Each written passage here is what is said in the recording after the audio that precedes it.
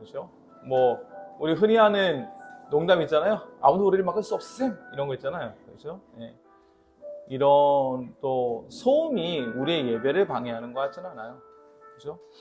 결국은 우리의 마음이 얼마나 하나님을 향하는가. 그렇죠?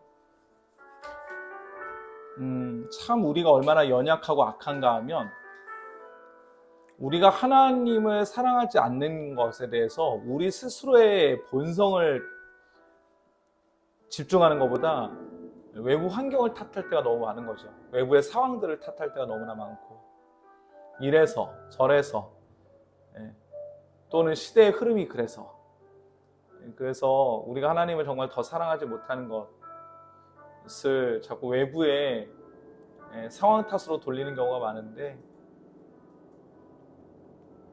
우리가 어느 누군가를 사랑한다는 게 그렇지 않잖아요, 사실. 그렇죠? 우리가 어느 누군가를 사랑한다는 게 외부의 환경으로 결정되거나 그러는 게 아니잖아요. 우리의 마음이 불타오르게 되면 상황이 우리의 사랑을 절대 막지 않잖아요.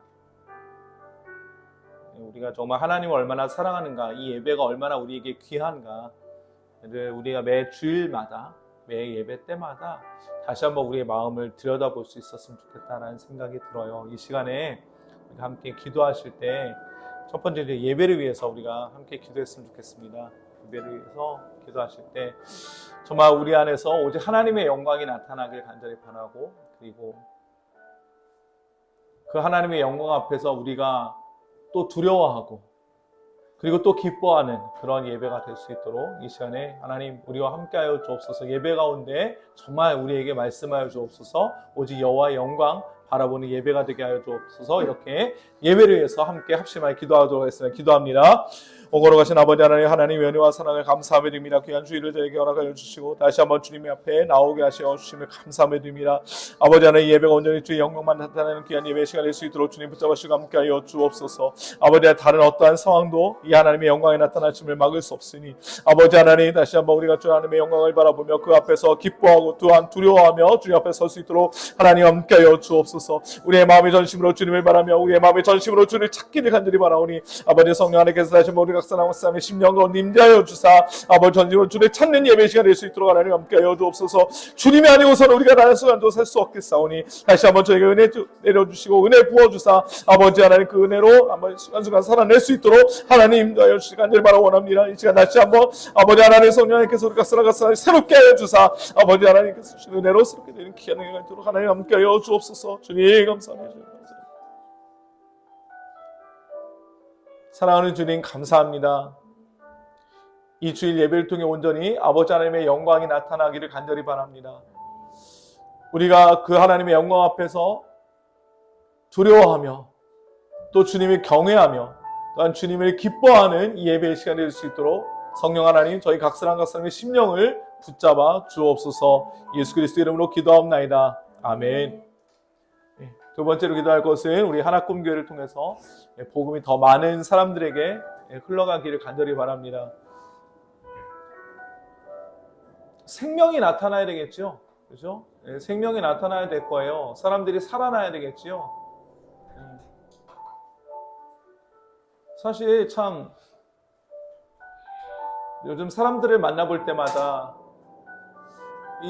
이런 생각들이 이제 조금씩 부스부스 들어오는 거예요. 아, 저 사람 저렇게 하면 죽을 텐데, 저 길로 가면 그냥 죽을 텐데, 저 길로 가면 그냥 죽을 텐데. 또 대부분의 사람들이 자기가 가는 길이 죽음의 길, 사망의 길임을 알지 못하는 가운데 때로 어떤 사람들은 자기가 정말 죽음의 길을 가고 있구나라고 인지하는 경우도 있어요. 그래서 살려달라고, 제발 살려달라고, 저 좀 살려달라고, 저희 자식들 좀 살려달라고, 저희 부모님 좀 살려달라고 이렇게 또 이야기하는 경우들도 간혹 볼 수 있어요. 어떻게 우리가 사람들을 살릴 수 있겠습니까? 무엇으로 우리가 사람들을 살리죠? 우리는 무엇으로 삽니까? 복음으로 삽니다. 은혜로 살아요. 그렇잖아요. 우리를 살린 게 복음이고 우리를 살린 게 은혜였으면 다른 사람들, 지금도 죽어가는 사람들을 살리는 게 복음이고 그것이 은혜예요. 그렇죠? 우리를 살린 복음과 우리를 살린 은혜가 똑같이 모든 사람들에게 필요해요. 우리가 아무리 어떤 죄인이라고 손가락질을 하든 우리가 어떤 죄인이라고 그 사람을 멸시하든 간에 우리도 똑같은 죄인이었고 오직 은혜로 구원을 받았어요. 그렇다면 우리가 지금 때로는 멸시하고 때로는 얕잡아보고 때로는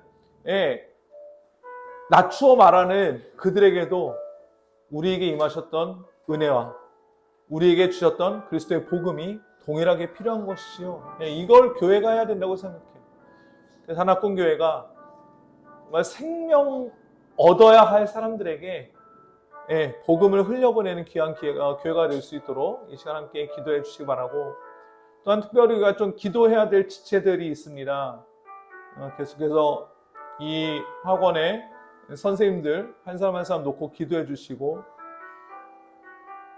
특별히 정말 부모님들 중에서도 아이를 맡겨놓으신 상태에서 정말 아들 살려달라고 딸 살려달라고 그렇게 상담 때 부탁하시는 분들이 계신데 참 놀랍게도 교회 다니는 분들이 또 그렇게 말씀들을 하세요. 그러면은 정말 이제 이 학원을 통해서 단순히 공부를 가르쳐 주는 게 끝이 아니겠구나라는 생각을 하게 되는 것이요. 복음을 전해야 되겠습니다. 복음을 전해야 되겠어요. 그래야 살겠죠. 그죠? 성적 오르는 게 다가 아니잖아요. 살아야지. 그죠? 그리고 각 선생님들의 가정들 위해서 기도해 주시기 바랍니다. 지금 계속 좀 가족들의 이야기가 이제 조금씩 저한테 들려오고 있어요. 선생님들도 기도 부탁을 하시고, 특별히 우리 김종환 선생님 사모님 건강의 이슈도 제가 지난주에 들었습니다. 같이 기도합시다. 같이 기도합시다. 이게 얼마나 어려운 일인지 계속 끊임없이 약을 드셔야 되고 자기 건강을 관리하셔야 되는 이 상황이 그래서 절대 쉬운 일이 아니잖아요. 우리가 우리 김종환 선생님 가정 위해서도 특별히 좀 같이 기도하십시다. 우리 기도할 때에 교회를 위해서, 교회가 복음의 통로가 될 수 있게 달라고 기도하시고, 또 연약한 지체들 위해서 함께 한 목소리를 한 마음으로 기도하십시다. 기도하겠습니다.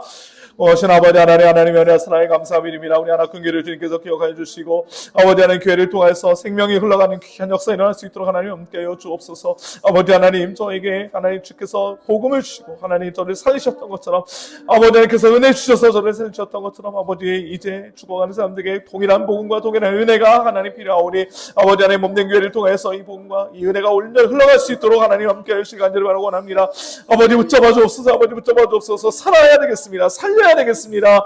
아버지 하나님, 아버지 교회를 통해서 사람들이 살아야 은혜가 있어야 되겠사오니 아버지 하나님 함께해 주시고 인도하여 주셔서 저희를 붙잡아 주셔서 아버지 하나님 복음의 통로, 은혜의 통로로 하나님 귀하게 사용하여 주옵소서. 아버지 하나님 교회가 이 시대의 하나님 흐름에 아버지 하나님 편승하여 하나님 복음을 변개시키는 일이 없도록 주님께서 붙잡으시고 온전히 사람의 살리는 복음, 아버지 생명하는 회개의 역사만 온전히 교회를 통해 나타날 수 있도록 하나님 함께해 주시고 내 베풀어 시간들을 바라 원합니다. 아버지 교회를 사랑하는 하나님의 육회나고 하나님 선생님들을 주님께서 붙잡으시고 모든 아버지 가정들을 주님께서 붙잡아주시며 아버지 하나님 은혜나 샌디와 같은 부모님들 주님께서 붙잡아 시간들을 바라 원합니다. 아버지 하나님 저들에게도 동일하게 하나님의 은혜와 복음이 흘러가야 되겠사오니 아버지 하나님 이들을 위해 내가 더욱더 기도할 수 있도록 도와주시고 아버지 사랑하는 선생님의 마음을 주님께서 붙잡아주셔서 아버지 하나님 이들을 사용될 수 있도록 아버지 하나님 우리 사랑하는 선생님들 주님께서 붙잡아주시고 함께하여 주옵소서. 아버지 복음을 내리고 먼저 살아나는 은혜를 경험할 수 있도록 아버지 우리 사랑하는 선생님 주님께서 붙잡아주시고 함께하여 원하오니 주여 붙잡아주시고 함께하여 주시고 인도하여 주옵소서. 아버지 저희를 살리신 복음, 저희를 살리신 은혜 이제 여전히 죽어가는 자들에게 필요하오니 아버지 사랑하는 하나님교회를 통하여 이 복음과 이 은혜가 온전히 흘러갈 수 있도록 주님 역사하여 주옵소서. 특별히 사랑하는 위켄학원 사랑하는 선생님들 그리고 가정들 또한 이 학원에 출입하는 모든 학생들과 그 가정 가운데 동일한 은혜가 부어지길 간절히 소망하오니 하나님 저와 우리 사랑하는 모든 선생님 그리고 이 하나꿈 교회가 이 복음의 통로로 이 구원의 방주로 온전히 세워질 수 있도록 아버지 붙잡아 주옵소서. 예수 그리스도 이름으로 기도합니다. 아멘. 마지막으로 기도합시다. 오늘 주일에 함께 예배하는 모든 조국 교회들 그리고 열방의 모든 교회들 위해서 함께 기도하십시다. 그죠? 계속해서 박해 소식들도 들려옵니다. 그래도 감사한 것은 여전히 복음의 능력은 멈추지 않고 있다는 거예요. 그래서 열방 가운데서 여전히 정말 하나님께서 부르시는 자들이 있고 복음을 듣기를 원하는 자들이 있습니다. 그래서 정말 오늘 이 주일에 드려지는 모든 예배 가운데 정말 복음만 선포되어야 되겠습니다. 하나님의 영광만 드러나야 되겠습니다. 이 시간에 마지막으로 기도하실 때에 함께 예배하는 모든 조국교회와 또 열방의 모든 교회 가운데 하나님의 은혜가 풍성히 임하게 해달라고 우리 한 목소리 함께 기도하십시다. 기도합니다. 고마우신 아버지 하나님, 귀한 은혜를 하나님 허락하여 주옵소서. 귀한 주일에 아버지 하나님, 이 땅의 모든 조국교회와 아버지 또한 모든 열방에 세우신 교회들을 주님 붙잡아 주시고 함께하여 주옵소서. 아버지 하나님, 주의 영광만 드러나게 하시고 오직 주의 복음만 하나님 세우신 교회를 통해서 또한 예배를 통해서 세우신 설교자를 통해서 올라갈 수 있도록 아버지 하나님 함께하여 주시고 인도하여 주옵소서. 아버지 특별히 이 나라 하나님 이 민족 가운데 하나님께서 함께해 주시고 아버지 이 어지러운 나라 이 민족 가운데 오직 주의 복음만 또한 주의 정의만 온전히 서야겠사오니 아버지 하나님 이 민족의 하나님 모든 설교자들 주께서 붙잡아 주시고 순전한 마음을 주사 아버지 하나님 그 어떤 것보다 오직 아버지 하나님의 말씀만 온전히 전할 수 있도록 하나님 은혜 베풀어 주시고 함께하여 주옵소서. 오 주님 붙잡아 주시고 함께하여 주옵소서. 사랑하는 주님, 특별히 이 나라와 이 민족을 위하여 기도합니다. 하나님, 많이 어지럽고 많이 혼란스럽습니다.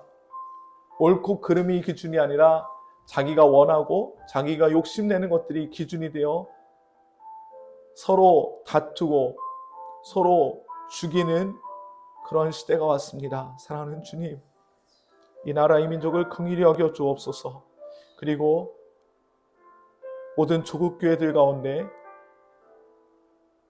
사람의 목소리가 아닌 오직 아버지 하나님의 준엄하신 말씀만 울려 퍼질 수 있도록 이 주일에 세우시는 모든 설교자들의 입술과 심령을 붙잡아 주옵소서. 또한 열방의 모든 교회들에게 동일한 은혜를 주사 어떠한 핍박 가운데 있더라도 오직 주의 영광으로 인하여 그들이 기뻐하고 저들의 심령이 깊은 위로를 얻는 귀한 은혜가 되도록 하나님 이 주일에 드려지는 모든 예배 가운데 함께하여 주옵소서. 예수 그리스도의 이름으로 기도하옵나이다. 아멘. 우리 사도신경으로 우리의 믿음을 하나님과 사람들 앞에 고백하십시다. 전능하사 천지를 만드신 하나님 아버지를 내가 믿사오며 그 외아들 우리 주 예수 그리스도를 믿사오니 이는 성령으로 잉태하사 동정녀 마리아에게 나시고 본디오 빌라도에게 고난을 받으사 십자가에 못 박혀 죽으시고 장사한 뒤 사흘 만에 죽은 자 가운데서 다시 살아나시며 하늘을 오르사 전능하신 하나님 우편에 앉아 계시다가 저리로서 산자와 죽은 자를 심판하러 오시리라.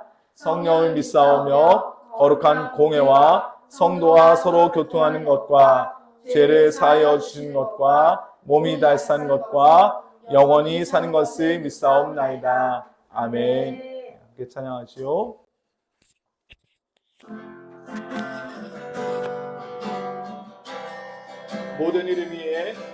모든 이름 위에 뛰어난 이름 예수는 주 예수는 주 모든 무릎 꿇고 경배를 드리세 예수를 만유해. 다시 한번요. 모든 이름 위에 뛰어난 이름 모든 이름 위에 뛰어난 이름 예수는 주 예수는 주 모든 무릎 꿇고 경배를 드리세 예수를 만유해 주는 예수는 주 예수는 주 예수는 주 온 천하가 부르러라 그보다 영광을 올리세 예수 예수 예수는 주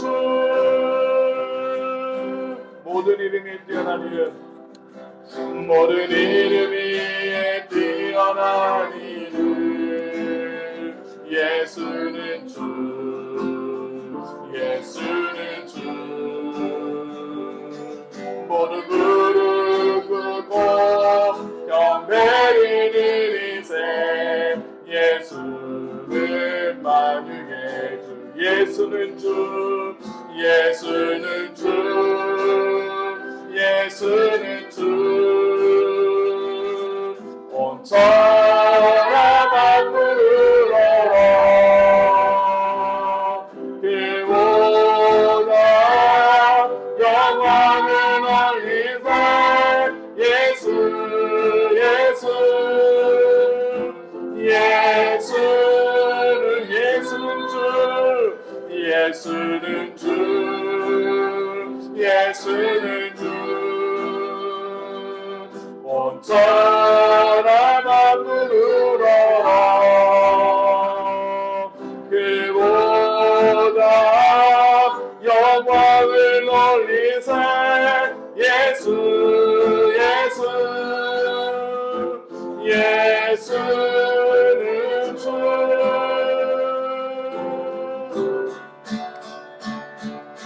주의 영광을 하늘 위에 놓고 주의 찬송을 세계 끝까지. 주의 영광을 모든 나라 위에 주의 찬송을 세계 끝까지.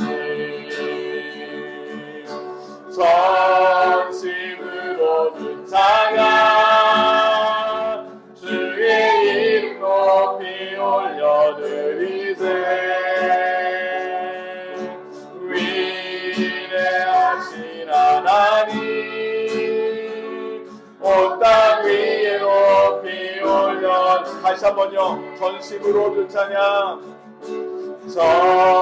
전심으로는 찬양 주의 이름 높이 올려드리세. 위대하신 하나님 온 땅 위에 높이 올려드리세. 주의 영광을 하늘 위에 놓고 주의 찬송을 세계 끝까지. 주의 영광을 모든 나라 위에 주의 찬송을 세계 끝까지. 주의 영광은 하늘 위에 놓고 주의 영광은 하늘 위에 놓고 주의 찬송은 세계 끝까지. 주의 영광을 모든 나라 위에 주의 찬송. 다시 한번요. 주의 영광을 하늘 위에 놓고 주의 영광을 하늘 위에 놓고 주의 찬송을 세계 끝까지. 주의 영광을 모든 나라 위에 주의 찬송을 세계 끝까지. 주의 찬송을 세계 끝까지. 주의 찬송을 세계 끝까지.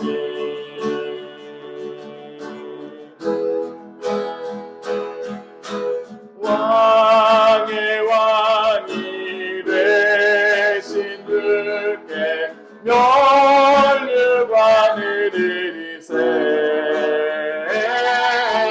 왕의 왕이 되신 주께 면류관을 드리세. 다시 한번요. 왕의 왕이 되신 주께 면류관을 드리세.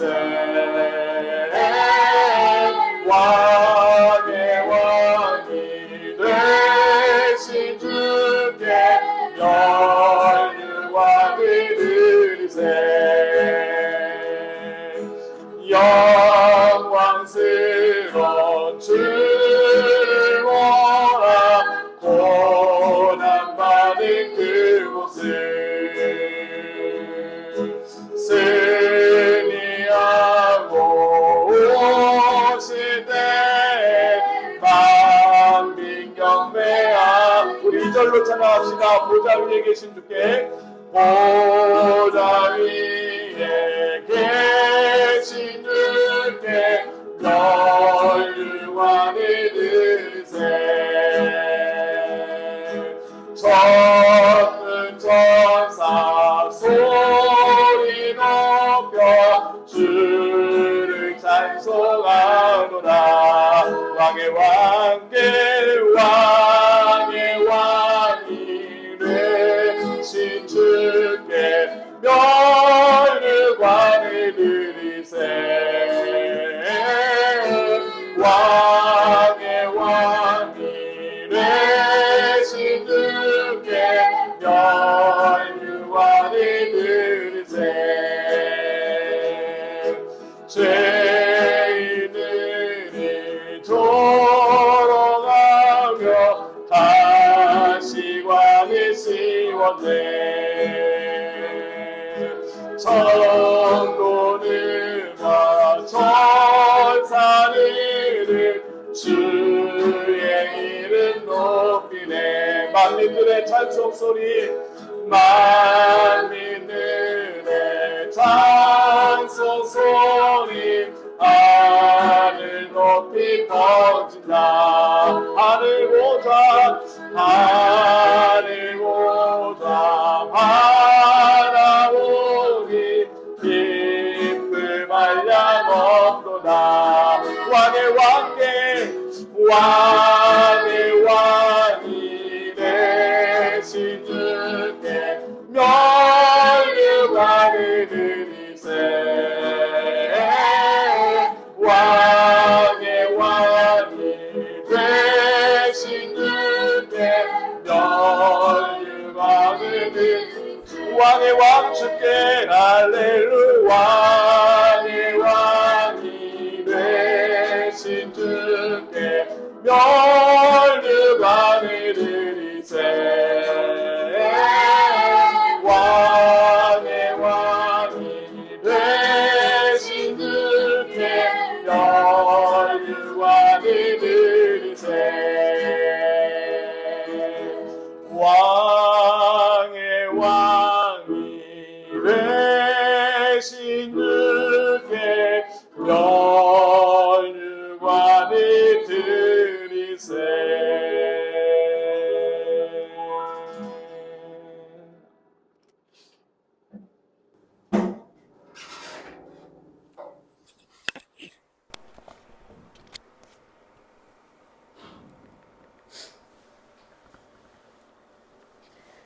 기도드리겠습니다. 여호와께서 내 간구를 들으셨으며 여호와께서 내 기도를 받으시는도다. 아멘. 하나님 아버지, 우리가 이렇게 거룩하고 복된 주님의 날 함께 모여 예배하게 하심에 감사합니다. 아멘. 아버지, 우리가 이 자리에 나오기까지 어떤 실패가 있었고 넘어짐이 있었고 아픔이 있었는지 주님은 다 아십니다. 우리의 힘만으로는, 우리의 어떠함만으로는 우리가 죽게 한 발자국도, 주님의 얼굴을 보는 것도 절대 할 수 없음을 고백합니다. 죄인 되어 죽어야만 하는 우리를 주께서 사랑하사 가장 낮은 자로 오셔서 죽기까지 사랑하시고 우리를 당신의 아들로 부르심이 어찌나 놀라운 은혜인지를 우리가 날마다 깨닫게 하여 주시고, 그 놀라우신 사랑과 은혜에 우리가 날마다 엎드려져서 우리에게 다른 어떤 것이 필요 없음을, 오로지 하나님의 복음이자 하나님의 의이자 하나님의 말씀이자 영원한 십자가 도가 되신 예수 그리스도 한 분만이 우리의 영원한 소망 되심을 우리가 날마다 고백하길 원합니다. 아멘.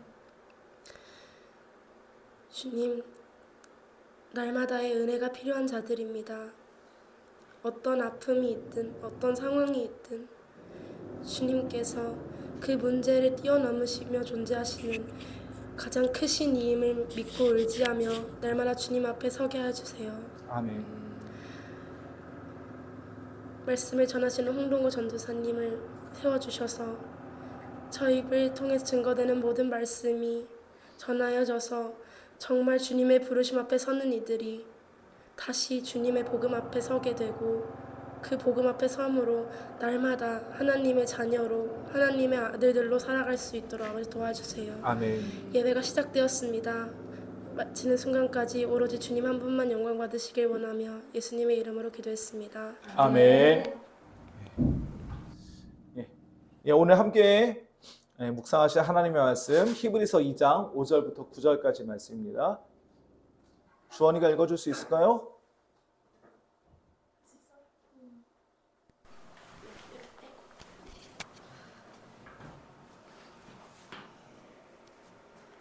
하나님이 우리가 말하는 바 장차 올 세상의 천사들에게 복종하게 하심을 아니리라.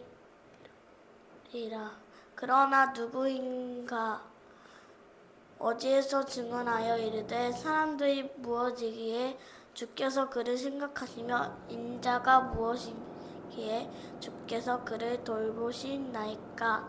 그를 잠시 동안 천사보다 못하게 하시며 영광과 존귀로 관을 씌우시며 만물을 그 발 아래를 봉중하게 하였으니 만물로 그에게 복종하게 하였즉 복종하지 않은 것으로 하나도 없어야 하겠느나 지금 우리가 만물이 아직 그에게 복종하고 있는 것을 보지 못하고 오직 우리가 천사들보다 잠시 동안 못하게 하심을 입은 자 곧 주의 고난 받으심으로 말미암아 영광과 존귀로 관을 쓰신 예수를 보니 행하심은 하나님의 은혜로 말미암아 모든 사람을 위하여 죽음을 맛보려 하심이라. 아멘.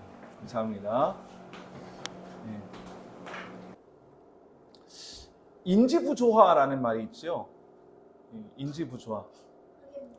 심리학 용어 중에 하나고 자기가 지금까지 옳다고 믿고 있었던 것 또는 그 자신의 어떤 사상체계, 신념체제 또는 정체성이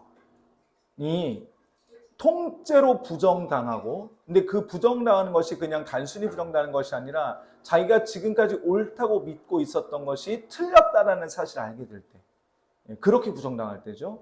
그렇게 부정당할 때 사람들이 극심한 정체성의 혼란을 겪게 되고 그래서 좀 어찌 보면 정상적이지 않은 그런 반응들을 보이게 되는 것이 이제 관찰이 된 거죠. 어떤 사람들은 그런 인지부조화를 심하게 겪을 때는 자살하기도 합니다. 자기가 지금까지 살아온 세상이 잘못된 세상이라는 걸 알았을 때 그 혼란을 이기지 못해 그 마음의 혼란을 이기지 못하고 자살하는 경우도 있죠. 어떤 사람들은 정말 그 옳다고 드러난 증거들, 그러니까 자기가 틀렸다고 하는 사실 그 자체를 어떻게든 부정합니다. 계속 도망가고 회피하는 거예요. 그러면서 자기가 지금까지 옳다고 믿었던 것에 여전히 안주하려고 합니다. 사실 그게 가장 많은 경우인 것 같아요. 왜냐하면 그래야 안전하다고 생각하기 때문이에요. 분명히 옳지 않다는 게 명확하게 드러났음에도 불구하고 지금까지 자기가 그 안에서 안전하다고 생각을 했고 안전하다고 믿고 거기서 살았어요.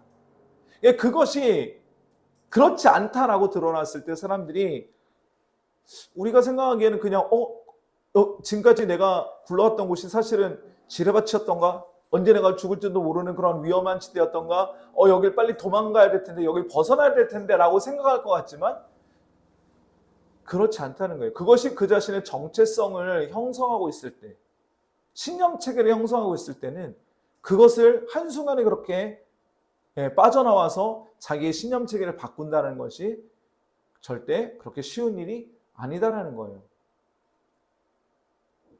오늘 우리가 계속해서 지금 히브리서를 보고 있는데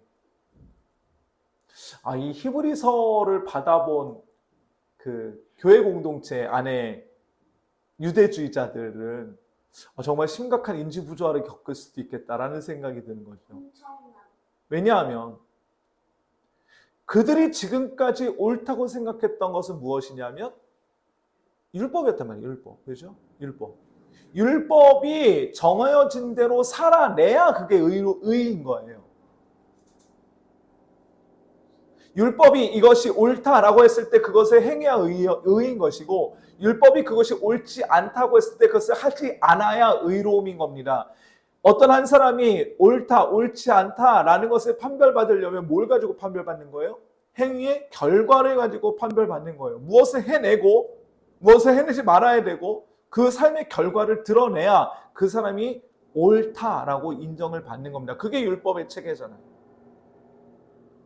그래서 율법이 요구하는 바를 이루기 위해서, 그죠? 수많은 규례들을 만들고 그것을 지켜내고, 그죠? 절기 지키는데 목숨을 걸고 이렇잖아요. 예, 뭐 사순절 얘기하시는 분들이 간혹 계신데 우리 교회는 사순절 지키지 않습니다. 왜냐하면 따로 그런 어떤 절기들을 지키지 않는 것이 개혁교회의 본분이라고 생각을 하기 때문입니다. 물론 부활절이나 성탄절 같은 경우는 굉장히 중요하기 때문에 그것들은 당연히 기념하고 지킵니다만, 뭐 그것과 관련된 예를 들면 사순절이라든지, 일본은 부활절과 관련된 게 사순절이죠. 그리고 성탄절과 관련된 건 이제 대강절이 있죠. 이런 것들은 따로 지키지 않는 이유가 그것입니다. 뭐 재수요일 뭐 이런 거 안 지켜요. 그 천주교에서 보통 많이 지키지만. 그러니까 이 유대주의자들이 이 히브리서를 받았을 때 당혹감이 어떤 것이었을까? 그렇다면 오늘날 우리가 다시 이 히브리서 말씀 앞에 설 때 과연 우리는 이러한 당혹감을 느끼지 않는가? 오직 예수가 우리의 구세주이시고, 오직 예수가 우리의 살 길이고, 오직 예수가 하나님께로 나아갈 수 있는 유일한 하나의 길, 이 땅 가운데서 우리가 추구해야 될 단 한 가지 곳이 오직 예수 그리스도라는 것을 우리가 머리로는 믿는 것 같은데, 생각은 하는 것 같은데, 그게 맞다고 인정은 하는 것 같은데, 그것이 과연 우리의 정체성이냐라는 거잖아요. 그것이 과연 우리의 정체성이냐? 아니면 여전히 우리가 예수 믿기 전, 예수 알기 전, 우리가 죄와 하나가 되어서 죄가 나이고 내가 죄였던 그 삶을 여전히 살아내면서 그것이 마치 어쩔 수 없는 일이냐, 우리가 인간이기 때문에 어쩔 수 없이 그렇게 살 수밖에 없다는 것을 애써 자기 위안을 하는 그런 삶으로 여전히 살아내고 있는 것이 우리의 정체성입니다.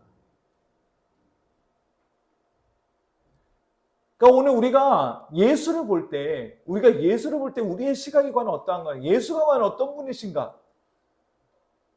2000년 전에 이 히브리서를 받아보았던 교회 안에 유대주의자들이 느꼈을 충격이 사실은 지금도 동일하게 우리의 삶에서 느껴져야 되는 거죠. 물론 이제 우리가 거듭난 사람들이라면 훨씬 더 이 충격이 적어지겠지만, 만에 하나 우리 가운데 또는 이 말씀을 듣는 분들 가운데 여전히 어떤 나의 본성에 이끌리는 삶, 예수 그리스도로 인해서 거듭나고 죄와 분리되고 더 이상 내가 죄가 이끄는 대로 살아가는 것이 아닌 죄와 싸우며 살아가는 삶을 우리의 온 의지를 드리고 우리의 온 마음을 들여서 우리의 모든 사랑을 온전히 아버지께 드려서 살아가는 그런 삶이 아닌, 여전히 이전과 같은, 또는 이 시대가 이야기하고 이 시대가 요구하고 이 시대가 흘러가고 있는 그런 흐름대로 살아가는 것이 너무나 당연한 것인 것처럼 생각하시는 분들께는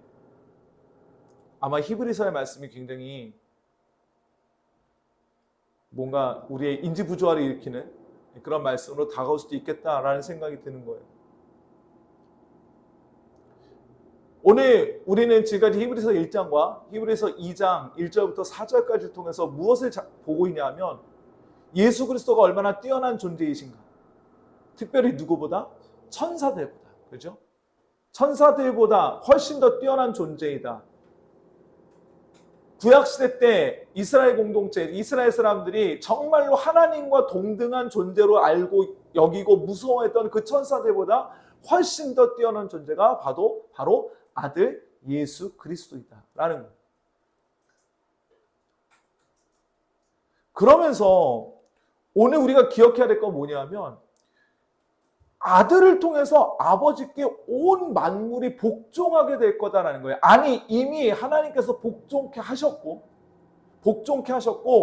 그리고 장차 온 우주 만물이 완전히 그의 통치 안에 들어올 날이 있을 것이다라는 거예요. 오늘 우리 5절 한번 볼까요? 5절 본문 5절 하나님이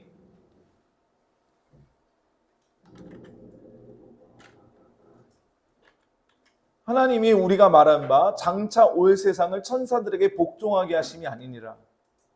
무슨 얘기예요? 장차 올 세상이 있다는 거예요. 장차 올 세상. 근데 장차 올 세상이 있는데 이들이 복종할 대상이 천사들이 아니다라는 얘기예요. 왜 굳이 히브리서 기자가 이렇게 썼을까요? 이때 당시에 교회 안에 있는 유대주의자들이 누구를 숭배할 대상으로 알고 있었다는 거예요?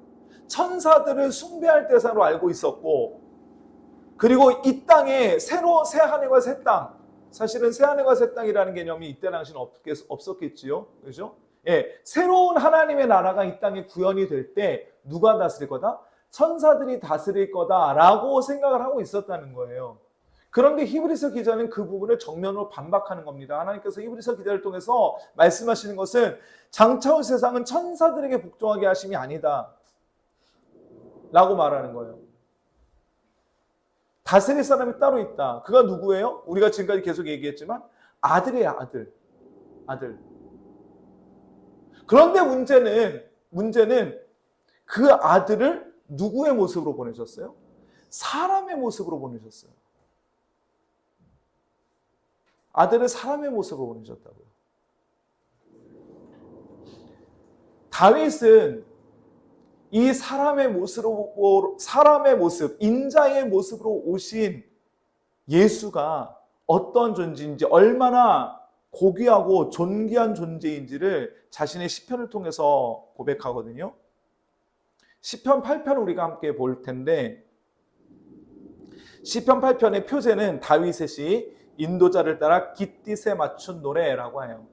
이 깃딧이 뭐냐면 원래 전통적인 견해로는 타악기로 알고 있었는데, 요즘에 많은 그 이스라엘 학자들은 이 깃딧이 현악기, 한 30줄 정도 되는 줄을 가진 악기라고. 예, 약간 하프죠. 그래서 여기 손톱에 이제 피크를 이렇게 끼워갖고 그 옛날 크로마프라고 이렇게 이런 악기 비슷하게 수금이라고 또 얘기하는, 그래서 그 정도의 줄수를 가진 악기, 현악기인 것으로 그렇게 많은 이스라엘 학자들이 이해를 한다고 해요. 예, 이 깃딧에 맞춰서 부르는 노래 아름다웠을 것 같아요. 그죠? 예. 그러면 과연 다윗은 이 깃딧에 맞추어서 어떠한 노래를 부르도록 노래를 만들었는지 우리 다 같이 한번 읽어볼까요? 시작. 여호와 우리 주여, 주의 이름이 온 땅에 어찌 그리 아름다운지요. 주의 영광이 하늘을 덮었나이다. 주의 대도로 말미암아 어린아이들과 젖먹이들의 입으로 권능을 세우시며 이는 원수들과 보복자들을 잠잠하게 하려 하심이니이다. 주의 손가락으로 만드신 주의 하늘과 주께서 베풀어 두신 달과 별들을 내가 보오니 사람이 무엇이기에 주께서 그를 생각하시며 인자가 무엇이기에 주께서 그를 돌보시나이까. 그를 하나님보다 조금 못하게 하시고 영화와 존귀로 관을 씌우셨나이다. 주의 손으로 만드신 것을 다스리게 하시고 만물을 그의 발 아래 주셨으니 곧 모든 소와 양과 들짐승이며 공중의 새와 바다의 물고기와 바닷길에 다니는 것이니이다. 여호와 우리 주여, 주의 이름이 온 땅에 어찌 그리 아름다운지요. 아멘. 네. 찬양으로도 만들어진 그런 시편 8편의 노랫말입니다. 그죠? 다윗은 여호와 하나님의 영광이 얼마나 아름다운가, 온 우주 만물 가운데 펼쳐진 여호와 하나님의 영광이 얼마나 아름다운가를 노래해요, 기본적으로. 그런데 여기에서 중요한 것은 이제 4절부터 보면 사람이가 등장해요. 사람이 무엇이기에 주께서 그를 생각하시며 인자가 무엇이기에 주께서 그를 돌보시나이까. 오늘 히브리서 기자가 이 부분을 그대로 인용을 하는 거죠. 그를 하나님보다 조금 못하게 하시고 영화와 존귀로 관에 씌우셨나이다. 주의 손으로 만드신 것을 다스리게 하시고 만물을 그의 발 아래 두셨으니 라고 얘기해요. 아마 구약시대의 사람들은 이 노래를 부르면서 이거를 장차 오실 메시아에 대한 노래라고 생각을 못했던 것 같아요. 왜냐하면 우리가 옛날에 읽었던 이 지금 우리가 보는 개정 성경 말고 옛날 성경 개역 성경에는 오전에 그를 천사보다 조금 못하게 하시고, 여기서 엘로힘이라는 단어가 있는데 엘로힘이라는 단어가 나오는데 엘로힘을 천사로 번역했거든요. 그러나 많은 성경학자들은 이 관련된 본문들 그리고 이 성경 구절과 연관된 저 주변의 컨텍스트들을 쭉 살펴보면서 이것을 천사들보다는 이제 새롭게 바뀌어서 번역된 하나님으로 보는 게 훨씬 더 타당하다라는 결론을 내립니다. 그렇게 되면 이제 이거는 누구에 대한 시편이 되냐면 다윗이 원래 자기가 이 노래를 부를 때에 자기의 하나님께서 그의 마음을 감동하셨던 것과 동일하게 누구에 대한 얘기냐면 메시아에 대한 얘기가 되는 거예요. 메시아에 대한 얘기. 근본 하나님의 본체이시지만 성부에게서 나온 성자. 그래서 성자로서 성부에게 순종하신 자. 그래서 하나님보다 조금 못하게 하신. 사실 권능과 영광이 동일하거든요. 권능과 영광이 동일하지만 그럼에도 불구하고 성자께서는 자기 스스로 자신을 낮추셔서 성부께 순종하셨어요. 다윗은 이걸 알고 있는 거예요. 하나님께서 그것을 감각하게 하신 거죠. 그래서 그를 하나님보다 조금 못하게 하셨다. 영화와 존귀로 관을 씌우셨다. 라고 이야기하는 거예요. 이게 참 다윗이 대단한 거죠. 달라요. 뭔가 달라요. 그러면서 다윗은 선포하잖아요. 6절에 보니까 주의 손으로 만드신 것을 다스리게 하시고 만물을 이미 그의 발 아래 두셨다라고 말해요. 이게 다윗의 고백이에요. 하나님께서는 이미 하나님께서는 자기의 아들의 발 아래 모든 만물을 다 두셨다라는 거예요. 모든 만물을 다 두셨다. 그러나 여전히 어떻습니까?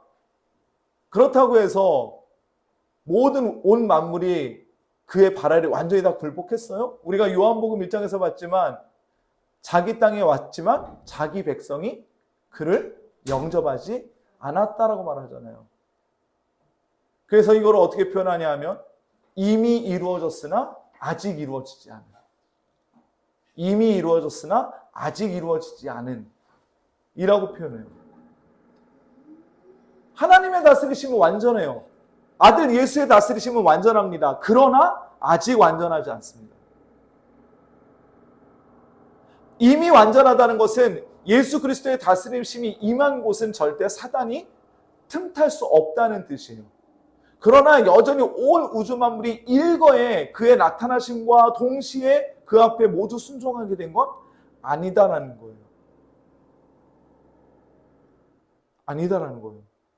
우리는 그 시대를 살고 지금 현재 그 시대를 살고 있는 거예요. 우리가 지금 현재 살고 있는 시대는 이미 이루어졌지만 아직 완전히 이루어지지 않은 하나님의 나라를 살고 있는 게 우리예요. 이게 우리의 정체성이에요. 기억하셔야 돼요. 우리는 완전히 이루어졌지만 아직 이루어지지 않은 하나님의 나라. 그러니까 우리를 다스리시는 하나님의 주권은 절대 취소되거나 아니면 사단에게 밀려날 수 없어요. 믿으십니까? 예. 그럼에도 불구하고 그럼 우리 주위에 있는 모든 만물들이 다 하나님께서 굴복하고 순종하고 있느냐? 그것은 아니라는 얘기예요. 그러면 하나님이 사단보다 힘이 약하시느냐? 그게 아니라니까요. 그게 아니잖아요. 여전히 하나님은 아들 예수의 때를 기다리고 계신 거예요.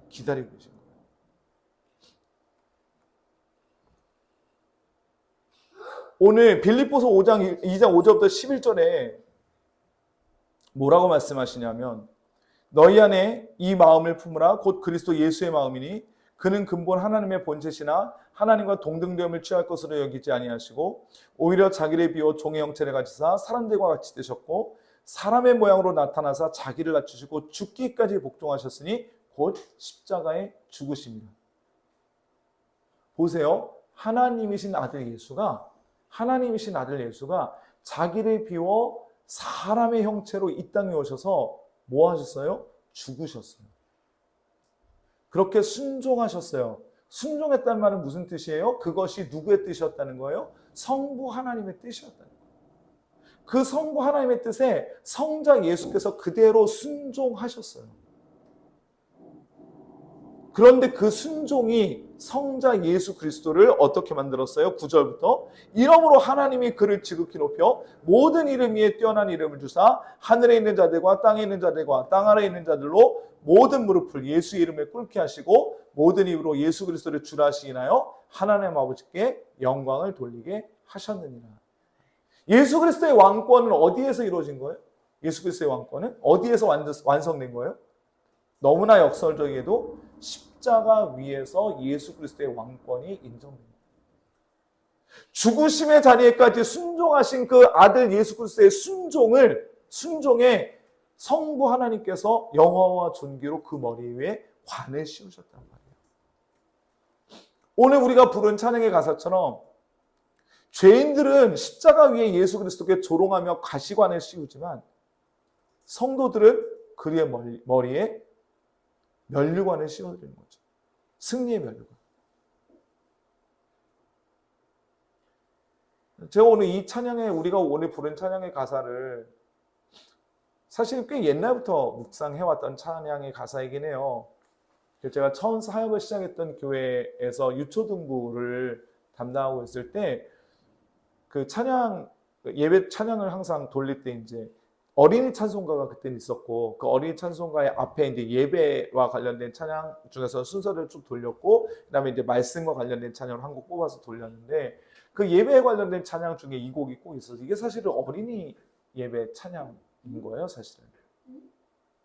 아이들에게 복음을 전하기 위해서 만들어진 찬양이었던 거죠.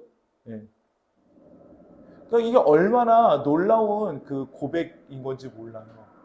예수 그리스도의 예수 그리스도의 죽음으로 순종하신 그곳에 하나님께서 아들 예수를 영광스럽게 관을 씌우신 그것이 나타났단 말이에요. 그 영광이 언제 완전하게 됐느냐?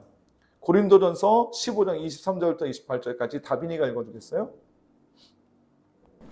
그러나 각각 자기 차례대로 되리니 먼저는 첫 열매인 그리스도요 다음에는 그가 강림하실 때에 그리스도에게 속한 자요 그 후에는 마지막이니 그가 모든 통치와 모든 권세와 능력을 멸하시고 나라를 아버지 하나님께 바칠 때라. 그가 모든 원수를 그 발 아래에 둘 때까지 반드시 왕 노릇하시리니 맨 나중에 멸망받을 원수는 사망이니라. 만물을 그의 발 아래에 두셨다 하셨으니 만물을 아래에 둔다 말씀하실 때에 만물을 그의 아래에 두시니가 그 중에 들지 아니한 것이 분명하도다. 만물을 그에게 복종하게 하실 때에는 아들 자신도 그때에 만물을 자기에게 복종하게 하신 이에게 복종하게 되리니 이는 하나님이 만유의 주로서 만유 안에 계시려 하심이라. 아멘. 아멘. 예. 아들이 아버지께 복종하셨어요. 십자가에 죽으셨어요. 그래서 아버지께서 아들을 다시 살리셨어요. 그 이후에 다시 아들이 이 땅에 오는 그날에 온 우주 만물을 그에게 복종하게 하실 거예요. 이제 두 번째 오시는 날은 그런 날이에요. 이제 아들이 처음 왔을 때는 아들을 통해서 아버지를 세상에 드러내시기 위한 목적이었어요. 그리고 죽이셨어요. 그런데 이제 그 아들이 두 번째 이 땅에 다시 올 때는 어떻게 되는 거예요? 이제는 온 우주 만물이 그 권세 앞에 무릎을 꿇어야 돼요. 그리고 아들 예수는 자기 앞에 복종하는 모든 온 우주 만물의 권세를 다 누구에게 올려드릴 거예요? 아버지 하나님께 올려드리게 될 거예요. 그러므로 다시 우리 아버지 하나님의 영원하신 왕권, 영원하신 다스리심이 시작이 되게 되는 거예요. 완성이 되게 되는 거예요. 이걸 바라볼 수 있는가라는 거예요. 이걸 바라볼 수 있는가. 인간의 모습으로 오신 아들 예수를 통해서 다시 오실 하나님 나라의 영원한 그 왕권, 온 우주 만물이 아버지 하나님 앞에 굴복하게 될 것이다 라는 그런 것들을 정말 우리가 바라볼 수 있는가라는 거예요. 오늘 하나님께서는 히브리서 기자를 통해서 눈에 보이는 율법, 눈에 보이는 행위, 눈에 보이는 결과물들을 가지고 구원의 여부를 판단하려고 하는 유대주의자들에게 눈에 보이는 아들 예수, 비참하게 십자가에 죽은 그 아들 예수 그리스도, 그러나 그 비참한 죽음 위에 놀라운 영광을 세우셔서 장차 그 아들이 이 땅에 다시 오실 때 모든 우주 만물이 다 그의 발 아래 완전히 굴복하게 될 것이다. 그것을 너희가 믿음의 눈으로 바라보아야 한다라고 오늘 우리에게 말씀하시는 거예요. 사랑하는 성도 여러분, 이 말 들을 때 여러분들 마음이 어떠십니까? 지금은 그냥 우리가 아무것도 아닌 것 같고, 우리가 정말 굉장히 비루한 삶을 사는 것 같고, 그죠? 무명한 자들로 사는 것 같잖아요, 그죠?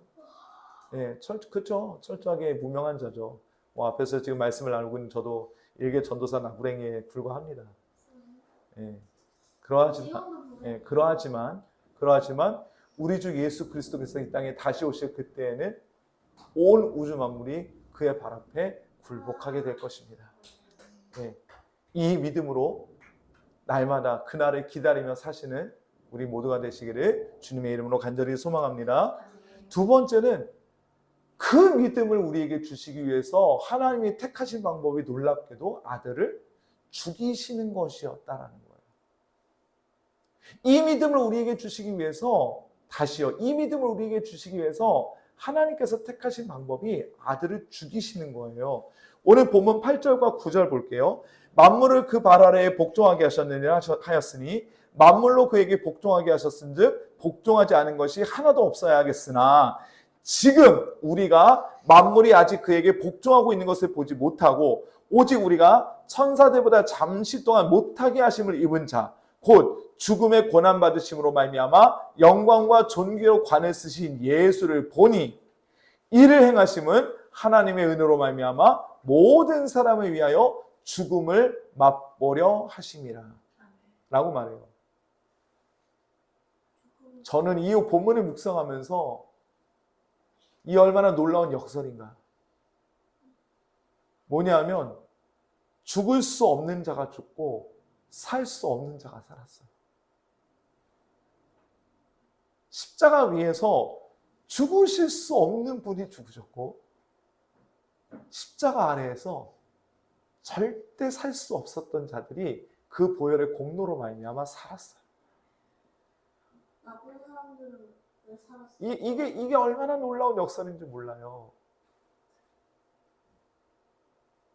십자가가 그런 곳이에요. 십자가가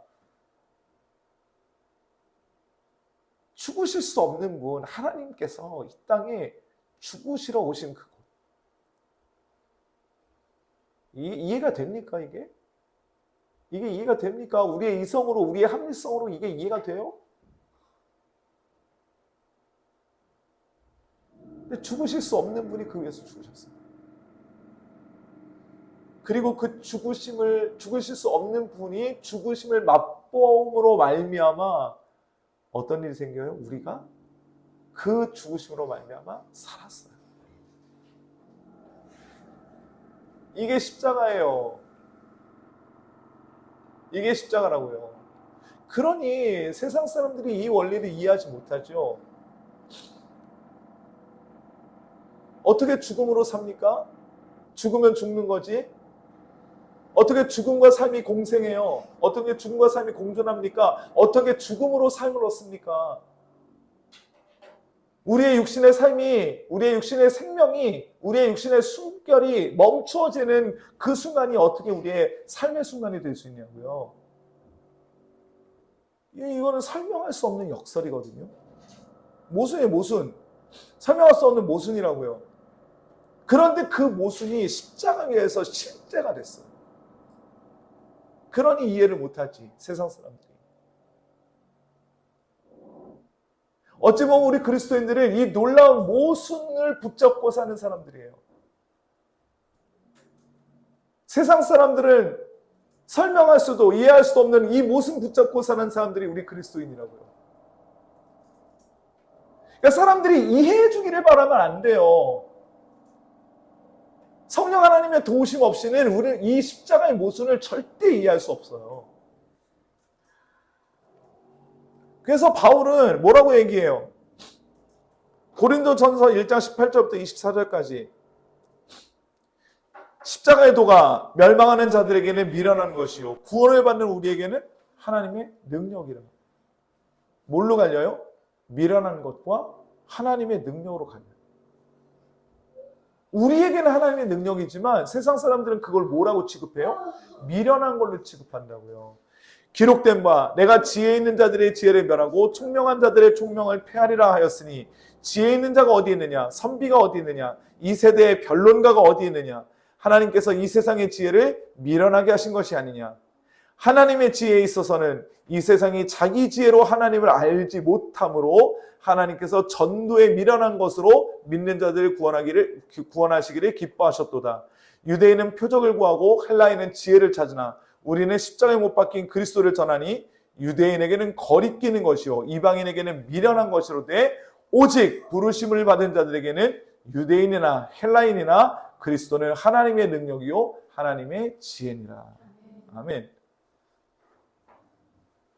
이제 우리가 그리스도의 복음으로 보혈로 말미암아 그리스도의 죽으심으로 말미암아 구원을 받았다면 우리가 이전에는 어떠한 사람이었든지 상관없다고요. 우리가 유대인이었든지 헬라인이었든지 그건 상관없다고요. 우리의 정체성이 어떠한 사람이었는지 그건 상관없다고요. 우리가 동성애자였는지 우리가 살인 강도를 저지른 사람이었는지 우리가 희대의 사기꾼이었는지 우리가 이 시대의 법으로는 이 시대의 사람들의 정서로는 도저히 받아들여질 수 없는 그런 죄를 저질러 놓고 떳떳하게 고개 들고 사는 사람이었는지 아니면 그 반대로 어떤 사람들의 인정도 받지 못해서 방 안에서 히키코모리처럼 틀어박혀서 그렇게 살고 살아갔던 사람들이었든지 그 이전에 우리의 정체성은 전혀 상관이 없다고요. 우리가 구원받았다면 우리가 구원받는다면 하나님의 은혜가 그리스도의 십자가 복음이 우리에게 임하게 된다면 그때부터 그리스도는 하나님의 능력이요 하나님의 지혜가 됩니다. 그게 우리를 살려요. 그게 우리를 살린다고요.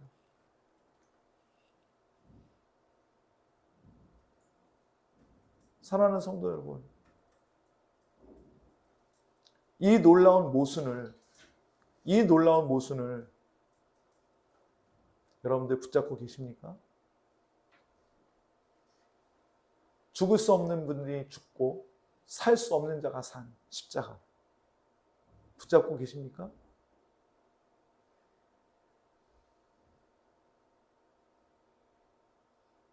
우리는 여전히 우리 자신의 그 무엇으로 우리 자신의 그 어떠한 것으로 우리를 증명하기를 기뻐하고 있지 않습니까?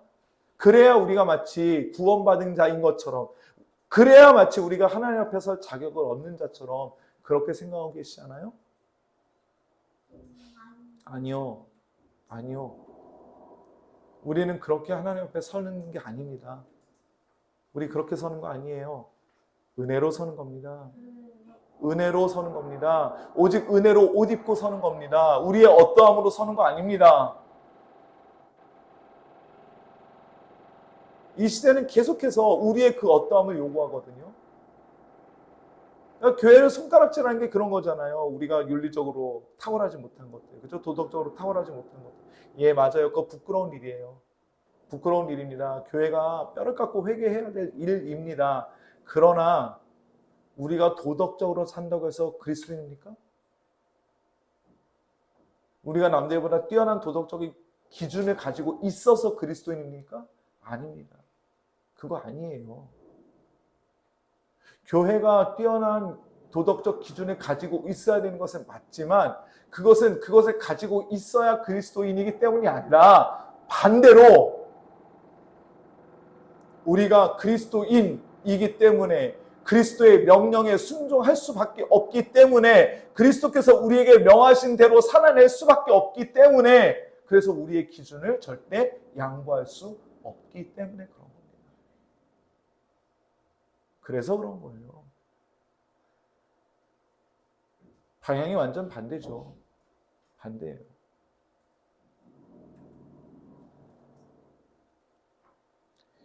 이 놀라운 십자가의 모순, 날마다 우리의 삶과 우리의 생각을 지배하는 귀한 은혜가 있기를 주님의 이름으로 간절히 소망합니다. 네, 말씀의 마무리를 짓지요.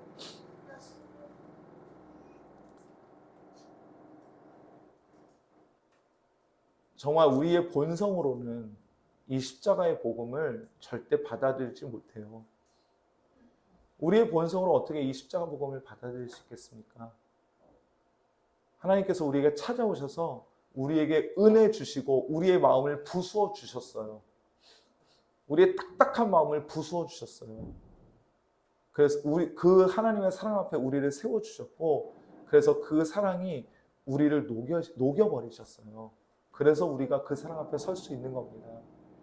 이 놀라운 모순을 붙잡을 수 있는 겁니다. 우리의 머리로 이해될 수 없는, 우리의 생각으로는 도저히 가늠조차 할 수 없는 그 모순 덩어리의 사랑을 우리가 붙잡고 있는 겁니다. 날마다 붙잡으십시다. 날마다 붙잡으십시다. 날마다 이 모순 덩어리로 덜덜 뭉친 이 사랑을 붙잡고 사시는 저와 우리 사랑하는 하나꿈교회 성도 여러분들 되시기를 주님의 이름으로 간절히 소망합니다. 네, 기도하지요. 사랑하는 주님, 십자가 위에서 죽으실 수 없는 분이 죽으셨고 그 십자가 아래에서 살 수 없는 자들이 살았습니다. 이 놀라운 사랑 날마다 붙잡게 하시고 이 놀라운 사랑 앞에 날마다 감격하게 하시며 이 놀라운 사랑으로 우리가 날마다 새롭게 되는 은혜가 있게 하여 주옵소서. 예수 그리스도 이름으로 기도합나이다. 아멘. 하늘에 계신 우리 아버지여, 이름이 거룩히 여김을 받으시오며 나라가 임하시오며 뜻이 하늘에서 이루어진 것 같이 땅에서도 이루어지이다. 오늘 우리에게 일용할 양식을 주시옵고 우리가 우리에게 죄 지은 자를 사하여 준 것 같이 우리 죄를 사하여 주시옵고 우리를 시험에 들게 하지 마시옵고 다만 악에서 구하시옵소서. 나라와 권세와 영광이 아버지께 영원히 있사옵나이다. 아멘.